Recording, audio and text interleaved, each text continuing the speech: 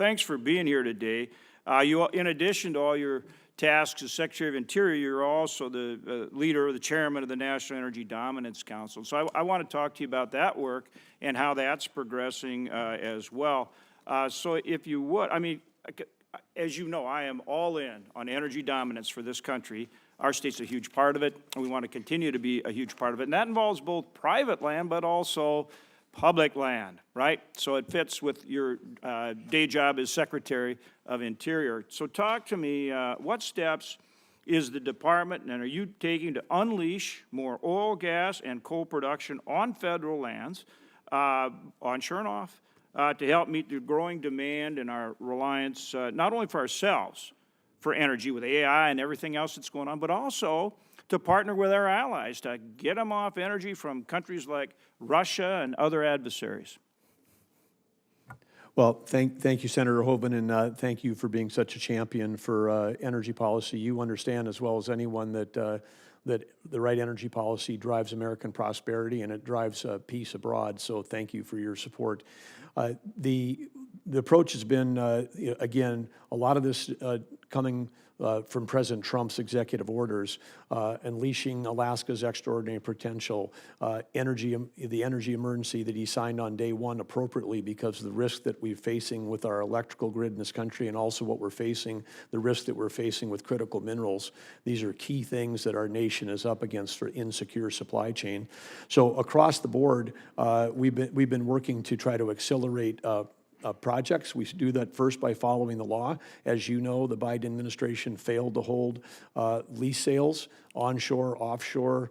They closed down areas even like the National Petroleum Reserve Alaska, which was designed in 1923 to be a petroleum reserve, going through the steps to reopen up the public lands that were designated for energy resource. So we're going through those steps.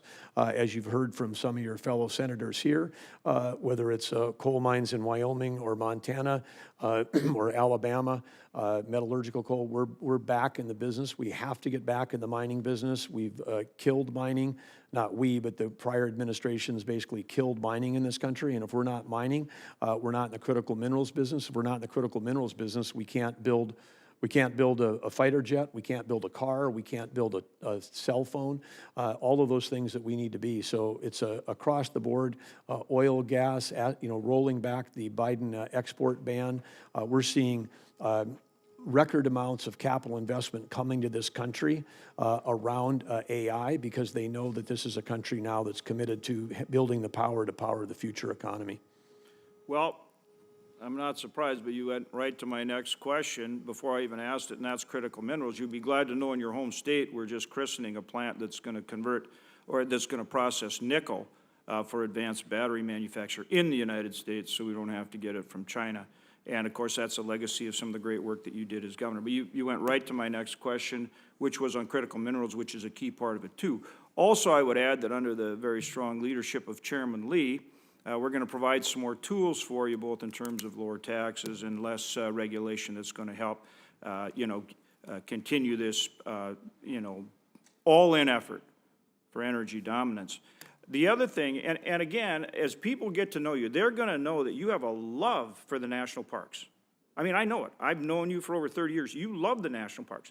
But you're also a rancher. So talk to me about what we can do for our ranchers who are on public lands as well, grasslands and other aspects. And of course that farming, ranching, that goes to forestry, that goes to so many things. People don't realize what a huge, diverse industry ag is. What can you do in that realm? Well, one of the things we can do is make sure that we're speeding up permitting. And again, as we work towards, because again, we've got a grazing permit on BLM land or U.S. Forest Service land that can hold up people, and they have uncertainty about their permits. That affects these ranch families.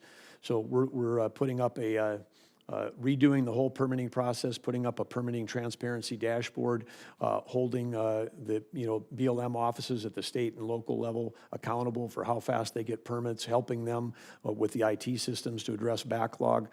We just have to be in the business of serving our customers. When a rancher is getting a grazing permit from us, they're the customer. They pay us, the federal government, for that right. When someone is getting a timber permit from us, they're paying us. We want to be in the business of serving those customers, because when they pay us, they're paying us, meaning that's revenue to the federal government. That helps reduce the deficit. That helps, us have resources to be able to, tackle deferred maintenance. So we just have to, again, get back into the business of the people that are utilizing public lands appropriately, following the law, that we serve them like the customers that they are. Right, and they live out there. They are good stewards of the land. That's their home. And the other thing is really important is access, as I know you know. Thank you for your good work.